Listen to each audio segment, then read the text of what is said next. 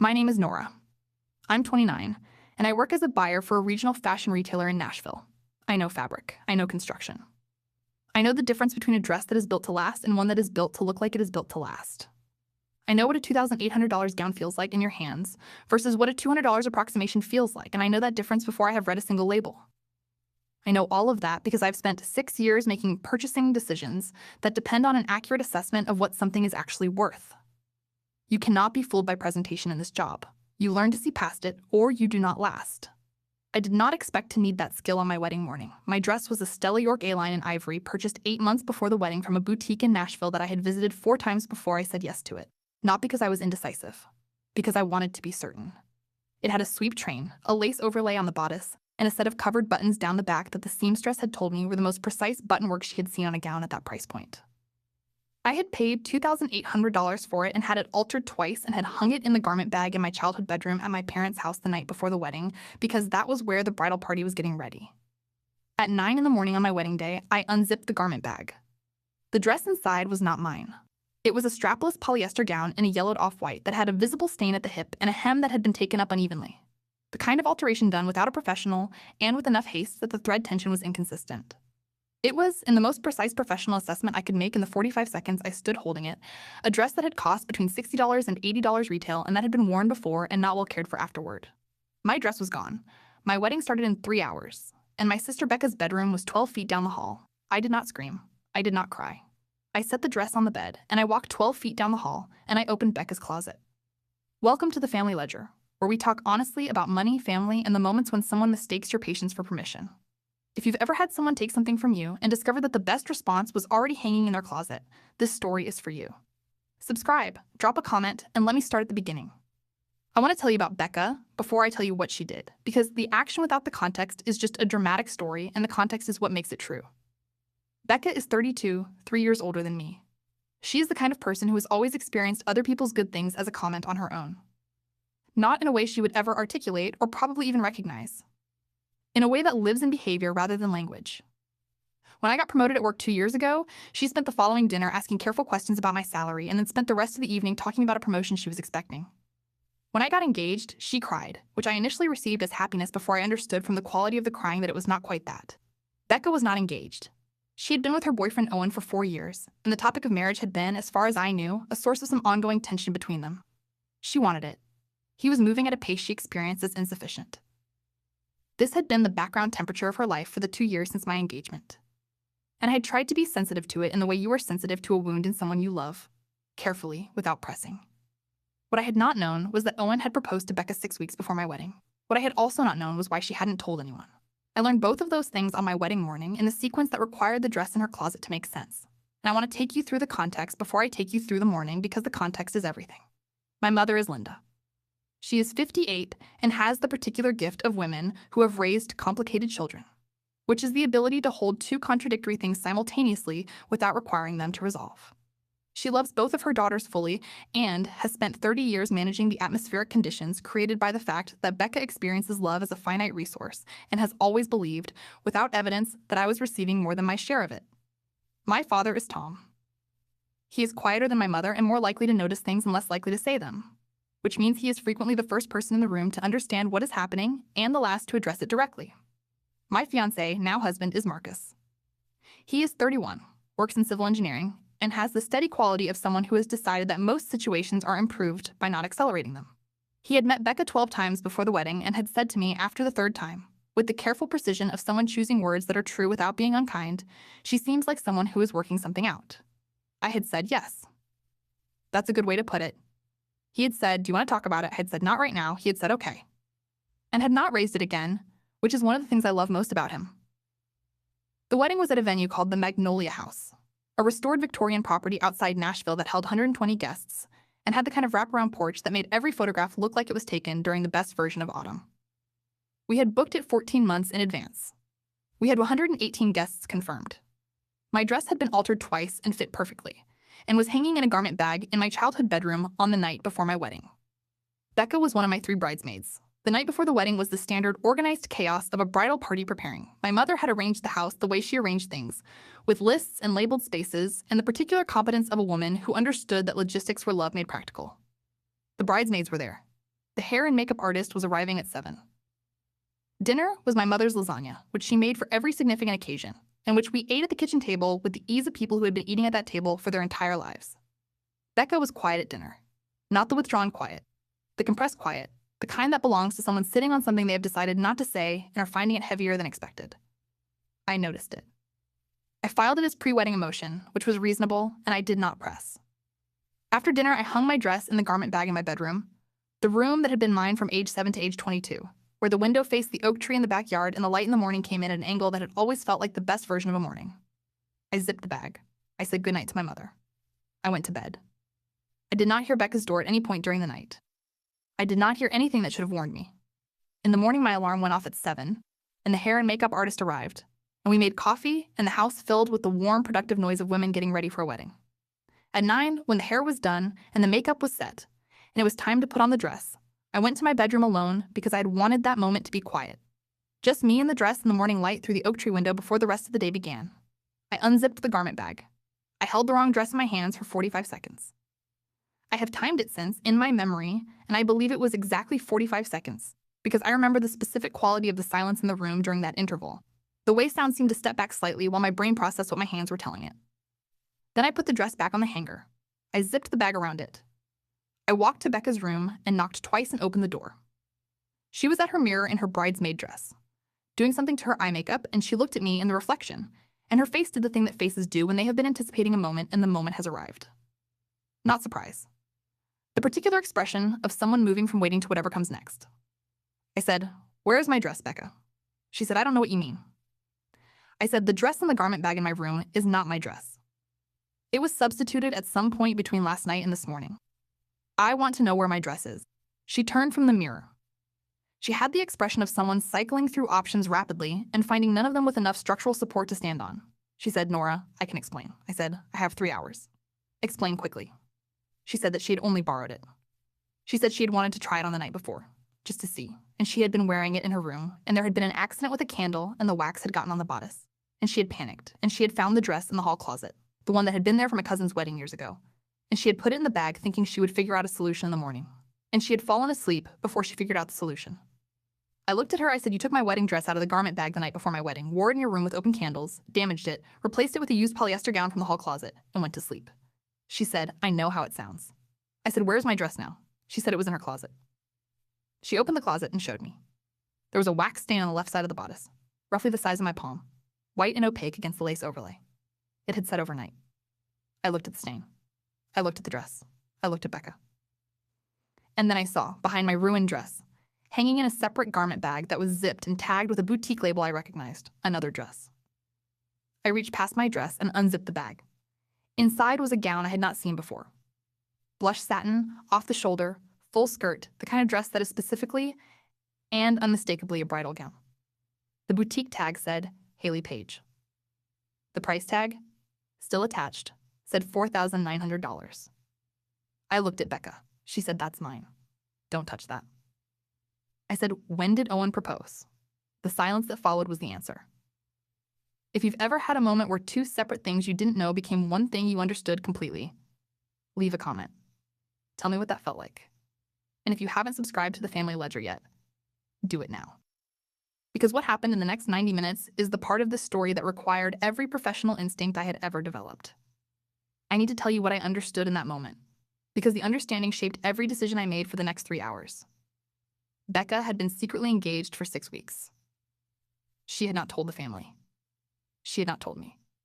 And the reason she had not told anyone, the reason that explained the compressed quiet at dinner and the 6 weeks of silence, was that she had not wanted to announce her engagement before my wedding because she understood, at some level, that it was my week and that the announcement would pull attention, and she did not want to be the person who did that. That instinct, the restraint she had shown for 6 weeks, was genuinely considerate. I want to acknowledge that because it is true and because she does not get enough credit for it in most versions of this story that I have told. The problem was what she had done with the tension that restraint created. She had wanted to try on my dress, not out of malice, I believe, not with a plan. Out of the old habit of experiencing my things as somehow also hers, the habit that had lived in our relationship since childhood, and that had never been addressed directly, because addressing it directly had always seemed like a larger disruption than absorbing the smaller ones. She had tried on my dress. She had been careless. She had panicked. And in the panic, she had made the decision that the person who bore the cost of her carelessness should be me on my wedding morning, rather than her, the night before when she could have woken me and told me, and we could have found a solution together. That decision was the one I could not absorb. I looked at the Hayley Paige gown in her closet. I looked at my wax-stained dress. I looked at Becca.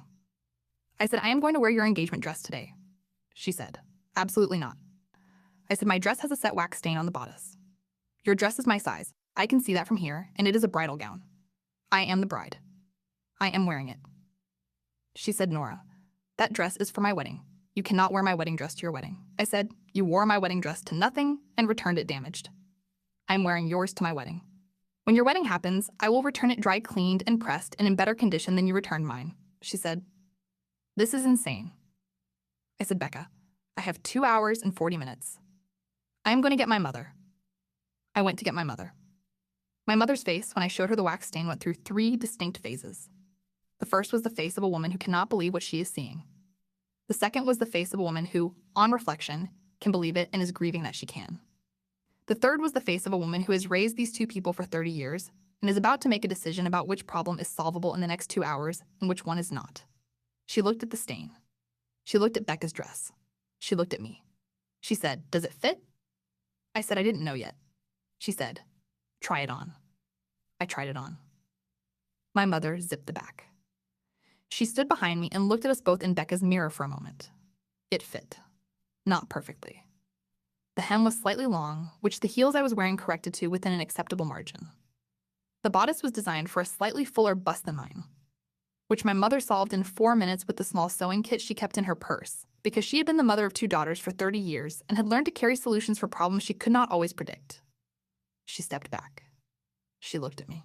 She said, you look beautiful. Becca said, Mom. My mother looked at Becca. She said, you took your sister's dress out of the garment bag the night before her wedding and damaged it and said nothing until she found it herself. Becca said, I was going to tell her. My mother said this morning, 2 hours before the ceremony. Becca did not have an answer for that. My mother said Nora is wearing the dress. She said it the way she said things when they were decided. Not cruelly. Finally. Becca said, that dress is for my engagement announcement. I was going to tell everyone today at the reception. My mother looked at her. She said, you were going to announce your engagement at your sister's wedding reception. Becca said, it was going to be a surprise. I thought everyone would be so happy. I looked at my mother. My mother looked at me. Something passed between us that had no language but had been building for 30 years. I said, Becca, you can announce your engagement today. I am genuinely happy for you and Owen. But you are not announcing it in this dress because I am wearing this dress, and you are not announcing it during my reception because my reception is not the venue for it. Becca said, you're being incredibly selfish. I said, I'm the bride. I went to finish getting ready.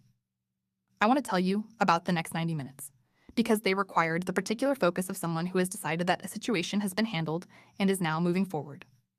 My mother spoke to my father privately in the hallway. I don't know everything she said. I know that afterward my father came and stood in the doorway of my room and looked at me in Becca's dress and said, you look like your mother on our wedding day, and I mean that as the highest possible compliment. I said, thank you, Dad. He said, your sister is having a hard morning. I said, yes. He said, is there anything I should do? I said, make sure she gets to the venue and stands where she's supposed to stand. That's all I need from her today. He nodded. He went to have that conversation with Becca. The other 2 bridesmaids, my friends Kelsey and Amanda, had been in the adjacent room during part of this and had been briefed by my mother in the condensed version. Kelsey, who has known me since college and who has the particular gift of treating dramatic situations with the same practical energy she brings to everything, came in, looked at me and said, that dress is honestly better. Then she helped me with my veil, and we did not discuss it further. Marcus did not know any of this until after the ceremony. I had made a deliberate decision that his wedding morning should not be spent managing anxiety about mine. He found out at the reception when my mother told him, and his response, which she relayed to me later, was to laugh the genuine laugh and say, of course she did. That's exactly what she would do. I loved him more for that response than for almost anything else he has done. The ceremony was at 1 in the afternoon. The Magnolia House in full October light. The wraparound porch visible through the ceremony windows, 118 people who had come, because they loved Marcus and me, and wanted to be there when we said so officially. I walked down the aisle in Becca's blush Hayley Paige gown. My father walked beside me. Marcus was at the end of the aisle with the expression he gets when something matters to him deeply, and he is letting it matter without managing it. He looked at me, and he said quietly as I reached him, you look incredible. I said, thank you. I'll explain the dress later. He smiled. He said, I figured there was a story. There was. The ceremony was everything a ceremony should be. The officiant was a friend of Marcus's who had become ordained for the occasion and who had written something that was specific to us. Not the general language of ceremony, but the particular language of two people who had chosen each other with their eyes open. I cried during the vows. Marcus's eyes were bright. My mother was in the second row, and my father had made it to his seat and was holding my mother's hand. Becca stood in her place in the bridesmaid lineup in her dusty rose bridesmaid dress. She had done her makeup again after the morning. She looked composed in the compressed way she had looked compressed at dinner the night before. I caught her eye once during the ceremony, and I held her gaze for a moment, and I did not look away first. She looked away first. Then she looked back. And she looked at me in a way that I've thought about since, and that I think contained more things than either of us would have been able to say out loud. Grief and guilt and love and the old resentment, and underneath all of those things, something else. Something that looked, if I was reading it correctly, like the beginning of an understanding that had been a long time coming. I looked at my husband. I said the words. The reception was at the same venue. The ballroom inside with the doors open to the porch and the October evening coming in warm and easy. The band was good. The food was good. Marcus and I danced. And people said the things people say, and the night had the particular quality of things that are worked toward and arrive better than expected. Becca did not announce her engagement at my reception. I don't know whether my father's conversation had addressed that specifically, or whether she had decided on her own. What I know is that she danced with the groomsmen and spoke to relatives and ate her dinner, and at the end of the evening found me near the porch where I had stepped out for a moment of quiet. She came and stood beside me. She did not say anything for a while. Then she said, "The dress looks beautiful on you." I said, "It does." She said, "I'm sorry, Nora. Not the performing sorry. The actual kind. The kind that lives in the voice differently when it is real." She said, "I have been doing a version of this my whole life, and I didn't understand how much it cost you until this morning." I said, "I know you didn't." She said, "That's not an excuse." I said, "No. But it's context." She said, "Owen and I are engaged." She said it quietly, not as an announcement, just as a fact she was finally saying directly to her sister. She said, "I wanted to tell you before the wedding, but I didn't know how. And then I thought I'd tell you at the reception, and I know that was wrong too." I said, "Congratulations." I meant it. I took her hand for a moment. I said, "I am genuinely happy for you and Owen." She looked at the October evening. She said, "I think I need to talk to someone. A therapist. About the way I handle things." I said, "I think that's a really good idea." She said, "Will you come to my wedding?" I said, "Yes. Of course I will." She said, "Even after this." I said, "You're my sister." Even after this. We stood on the porch for a while without talking. The way you stand when something has shifted, and you are letting the new position settle before you try to move in it. The music came through the open doors. The oak trees in the venue's yard were turning at their edges, the first color of autumn coming in. I was wearing her dress. She had ruined mine. We were standing on a porch at my wedding in the October dark, and something that had been in the wrong configuration for 30 years had moved, even slightly, towards something more honest. That was enough for the night. The rest would take longer. I want to tell you what happened with the dresses because I said I would return hers, and I keep my word. My dress went to a specialist dry cleaner the week after the wedding. The wax removal was not complete. Approximately 15% of the stain remained visible on close inspection, and the specialist was honest that full removal was not achievable at that point given how long it had set. The dress was not unwearable. It was not what it had been. I had it professionally cleaned and preserved anyway, and I have it in my closet because it is still mine, and the story it now carries is part of what it is. I returned Becca's dress 2 weeks after the wedding, dry cleaned, pressed, and in a new garment bag because the original had been handled too much during the morning, and I did not want to return it in anything less than good condition. I had written a note that I put in the bag with it. It said, "Congratulations again." I mean it every time I say it. Take care of this one. It's a beautiful dress. She called me when she found the note. She did not say much. She said thank you, and I said you're welcome, and we talked for a while about other things. The careful way you talk when a conversation has arrived somewhere new, and you are learning the shape of it. She is seeing a therapist. She told me this on a Sunday call 6 weeks after the wedding. She said it was harder than she expected and more useful than she expected, which is how most things are when they are real. I said I was glad. I meant it. Marcus and I came home from our honeymoon to a house that was exactly where we had left it. I unpacked and started a load of laundry and made dinner, and Marcus sat at the kitchen counter and asked me to tell him the whole story, the full version, which I had not had the chance to tell completely until then. I told it from the beginning. The garment bag, the 45 seconds, the 12 feet down the hall, the wax stain, the boutique tag, the 2 hours and 40 minutes. My mother with the sewing kit. My father in the doorway saying I looked like my mother on their wedding day. Kelsey saying that dress is honestly better and then moving on. Marcus listened to all of it. When I finished, he was quiet for a moment. Then he said, "You know what I keep thinking about?" I said, "What?" He said, "The moment you saw the dress in her closet." He said, "You didn't panic. You didn't escalate. You just saw the solution and you took it." I said, "It was the obvious solution." He said, "It was only obvious to someone who kept their head." I said, "I buy clothing for a living. I know when something fits, and I know when a situation calls for a practical decision over an emotional one." He said, "You also knew it was yours in a deeper sense than just the wearing of it." I thought about that. He was right, though I had not articulated it to myself in those terms. The dress was Becca's in the ownership sense, but the day was mine. The wearing of a beautiful dress on your wedding day. Any beautiful dress belongs to the bride. Becca's dress on my body on my wedding day was more mine than my own dress on a hanger in a garment bag. I said, "Yes, that's exactly right." He said, "I'm glad you kept your head." I said, "I'm glad the dress fit." He laughed. I laughed. We ate dinner and did the dishes and went to bed in the house that was ours. And the evening was ordinary in the best way, the way ordinary becomes when it is built on top of something that held. Here is what I know after all of it.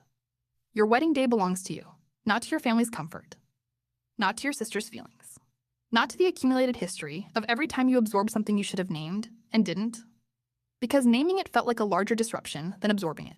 It belongs to you. And when something tries to take it from you, whether through malice or carelessness, or the old habit of someone who has always experienced your good things as a comment on their own, you are allowed to find the solution. You are allowed to keep your head. You are allowed to look at what is in front of you, assess it with the clarity of someone who knows what things are actually worth, find the dress hanging in the closet, and put it on. You do not have to perform gratitude for the rag in the garment bag. You do not have to manage someone else's discomfort at the expense of your own mourning. You do not have to be smaller than the situation requires just because the person who created the situation is someone you love. You are the bride. Act accordingly. And when it is over, when you are standing on the porch in the October dark and your sister is beside you saying the actual sorry and not the performing one, you are allowed to take her hand and mean congratulations, and still understand that the day required what it required and you gave it what it needed. That is not coldness.